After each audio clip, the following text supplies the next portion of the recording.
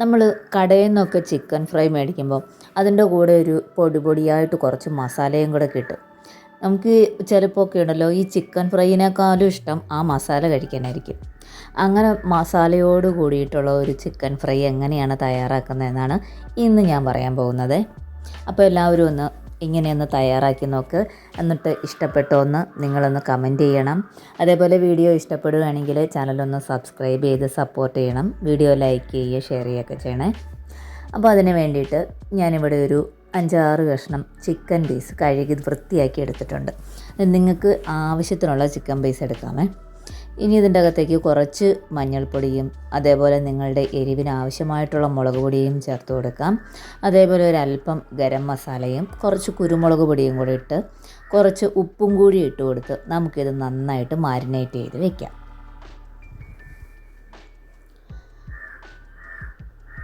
അപ്പോൾ ചെറിയ പാത്രം ആയതുകൊണ്ട് തന്നെ അതൊന്ന് മിക്സ് ചെയ്യാനായിട്ട് ഒരു ഇത്തിരി ഡിഫിക്കൽറ്റി ഉണ്ട്. നിങ്ങളെടുക്കുമ്പോൾ കുറച്ച് വിശാലമായിട്ടുള്ള പാത്രമൊക്കെ എടുത്തോ.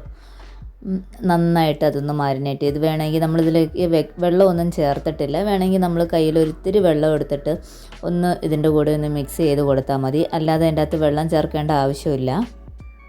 അപ്പോൾ ഞാനിത് നന്നായിട്ട് മാരിനേറ്റ് ചെയ്തെടുത്തിട്ടുണ്ട്. ഇനി ഇത് കുറച്ച് നേരം നമുക്ക് റെസ്റ്റ് ചെയ്യാനായിട്ട് വെക്കാമേ.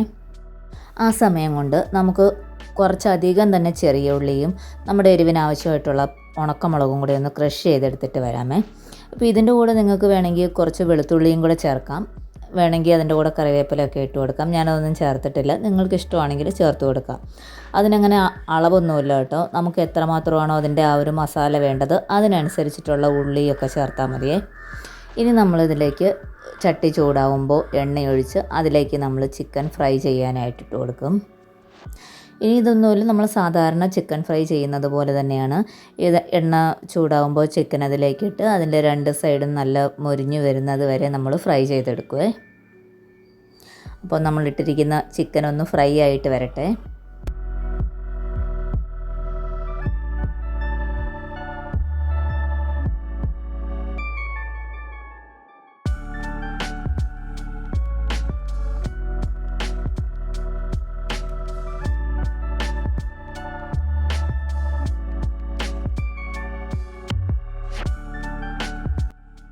ഇപ്പോൾ ഞാനതിൽ നിന്ന് ഏകദേശം പാകമായിട്ടുള്ള ചിക്കൻ പീസൊക്കെ ഒന്ന് മാറ്റിയിട്ടുണ്ട്. അതായത് ലെഗ് പീസ് അല്ലാത്തതൊക്കെ ഏകദേശം പാകമായിട്ടുണ്ട്.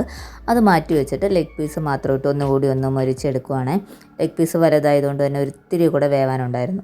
അങ്ങനെ അതെല്ലാം മാറ്റിയെടുത്തതിന് ശേഷം നമ്മൾ ചതച്ച് വെച്ചിട്ടുള്ളതുണ്ടല്ലോ, അത് നമ്മൾ ഈ എണ്ണയിലേക്ക് തന്നെ ഇട്ട് കൊടുത്ത് അതിനാവശ്യമായിട്ടുള്ള ഉപ്പും പിന്നെ അതിലേക്ക് ഞാൻ ചേർത്ത് കൊടുക്കുന്നത് കുറച്ച് രമ്പയിലയും മല്ലിയിലയും പുതിനയിലയും കറിവേപ്പിലയൊക്കെയാണ്. അപ്പോൾ ഇതൊക്കെ ചേർത്ത് കൊടുത്ത് ഇതിനെ നന്നായിട്ട് നമ്മുടെ ആ ഒരു മൊരിയിച്ചെടുക്കും. നമുക്ക് കടയിൽ നിന്ന് കിട്ടുന്ന ആ ഒരു മസാലയുണ്ടല്ലോ, ആ മസാലയാണ് നമ്മളിപ്പോൾ ഈ തയ്യാറാക്കുന്നത്. ഇനി നമ്മൾ ഇത് മസാല മൂത്ത് വരുന്ന സമയത്ത് നമ്മൾ ആ എടുത്ത് വെച്ചിട്ടുള്ള ചിക്കൻ ഉണ്ടല്ലോ, ആ ഫ്രൈ ചെയ്ത് മാറ്റിയ ചിക്കൻ ഒന്നുകൂടി ഇതിലേക്ക് ഇട്ട് കൊടുത്ത് ഒന്ന് മിക്സ് ചെയ്തെടുക്കുവാണ്. അപ്പോൾ ഇങ്ങനെ മിക്സ് ചെയ്തെടുക്കുമ്പം ആ മസാല ഈ ചിക്കനിലൊന്ന് നന്നായിട്ട് പിടിച്ച് കിട്ടും. ഇല്ലെങ്കിൽ ഇത് ചിക്കൻ സെപ്പറേറ്റും മസാല സെപ്പറേറ്റും ആയി പോകും. ഇനി നമുക്കത് പാകമായതിന് ശേഷം എണ്ണയിൽ നിന്ന് കോരി മാറ്റാം. ഇപ്പോൾ നമുക്ക് കടയിൽ നിന്ന് കിട്ടുന്ന ആ ഒരു ചിക്കൻ ഫ്രൈ നല്ല മസാലയോട് കൂടിയിട്ട് നമുക്ക് റെഡി ആയിട്ടുണ്ട്. അപ്പോൾ എല്ലാവരും ഇതൊന്ന് ഉണ്ടാക്കി നോക്കണം, ടേസ്റ്റ് ചെയ്ത് നോക്കണം. ഒന്നും പറയാനില്ല, അടിപൊളി ടേസ്റ്റാണ്. വീഡിയോ ഇഷ്ടപ്പെട്ടാൽ എല്ലാവരും ഒന്ന് ചാനൽ സബ്സ്ക്രൈബ് ചെയ്യുക, വീഡിയോ ഷെയർ ചെയ്യുക, ലൈക്ക് ചെയ്യുക, ഹൈപ്പ് ചെയ്യുക. Thank you for watching.